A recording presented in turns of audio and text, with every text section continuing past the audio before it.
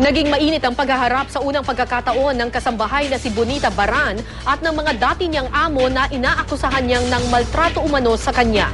Nagkita sila sa pagdinig ng Senado kaugnay ng may kaugnayan sa pagsasabatas ng kasambahay bill. May news to go si Jam Sisante. Namamlansya po ako nun, sabi niya po sa akin, bilis-bisang po pamlansya, tapos nagalit po siya sa akin. Bakit ang tagal-tagal ko daw po mamlansya?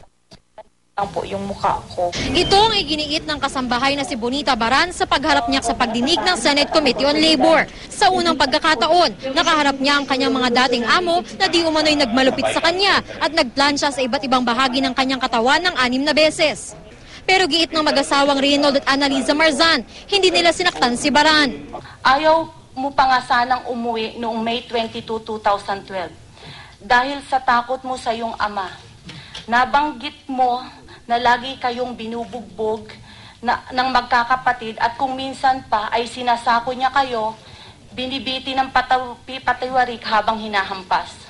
Iginagalit naman ito ng kapatid ni Baran na nasa pagdinig din. Bakit sasabihin niya na nanakit sa kapatid ko? Yung mga sinasabi niya hindi naman totoo kasi nungalingan lang. Bakit sinasabi pa niya sa papa ko na taga Mindanao ang nanakit sa kapatid ko, 2 kasambahay? Di ba yun ang sinabi mo sa papa ko, yung nakausap mo, magsisinungaling ka pa. Ang galing-galing mo magsinungaling.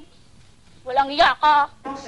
Nanindigan si Baran, nakagagawa ng amo niya ang pagkabulag niya. Sinuntok niya po yung mata ko, tapos yung dugo po is bumus po sa kanyang mukha. Hanggang sa pa po, nagdurugo na po yung mukha ko.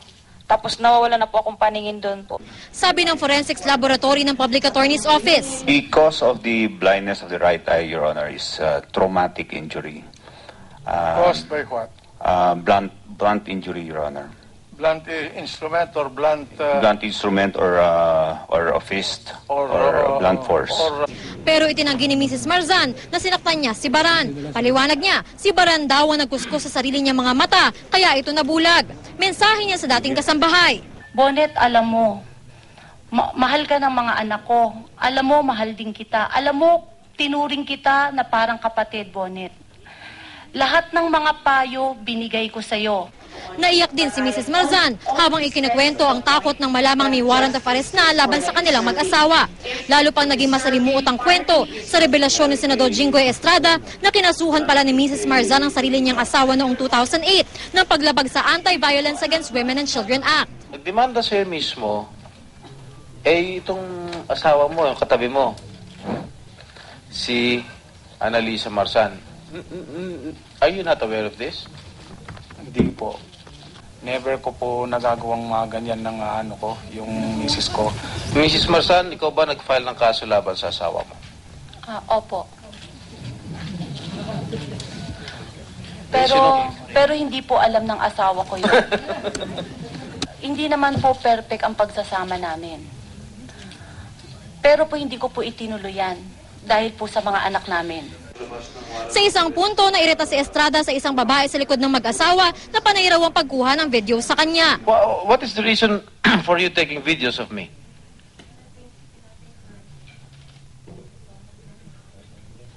Huh?